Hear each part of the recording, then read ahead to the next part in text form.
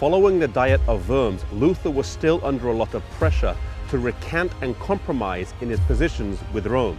He was even threatened with banishment, but he would not be moved.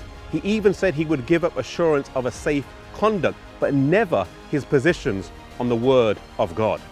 As Luther left Worms and traveled across the country, he was warmly received by the German people. But there were still many people who wanted to kill Luther, and the emperor himself said that as soon as the assurance of his safe conduct should expire, that measures should be taken to end Luther's work. The Elector of Saxony, Frederick, devised a plan with some of Luther's friends to capture him and keep him hidden for some time. He was taken here to Wartburg Castle, a place kept so secret that even the Elector Frederick did not know that he was being kept here.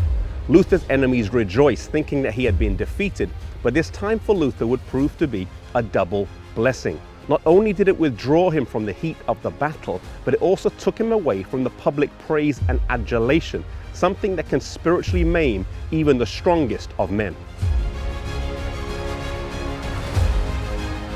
It was here in this room that Luther stayed during his time here at the castle. Like the Apostle John, who wrote the book of Revelation as a prisoner on the Isle of Patmos, while Luther was hiding here in this castle, he translated into German the New Testament. He would translate the Old Testament later, after his return to Wittenberg. Another challenge to the Reformation would now appear on the horizon. In Luther's absence, other reformers had arisen whose message was different to that of Luther, and it was drawing away a lot of people and dividing the movement. In particular, some people thought that it was acceptable to use violence as a means to abolish the mass and to rise up against the oppressors.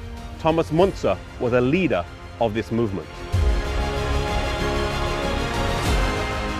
This news was relayed to Luther, and he felt a deep burden for his people back in Wittenberg, as he thought of them as a shepherd thinks of their sheep. Despite having no assurance of a safe conduct, he left Wartburg Castle and headed for Wittenberg. Luther's return caused a great stir, and the church filled at the first opportunity to hear him speak.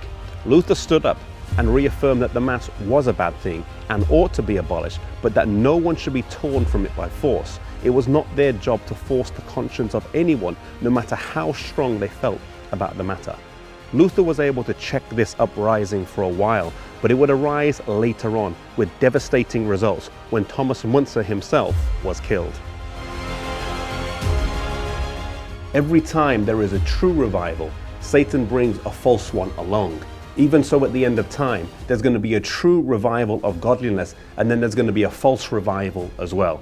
May we be faithful to God, that we will be part of the true revival that will take place at the end of time.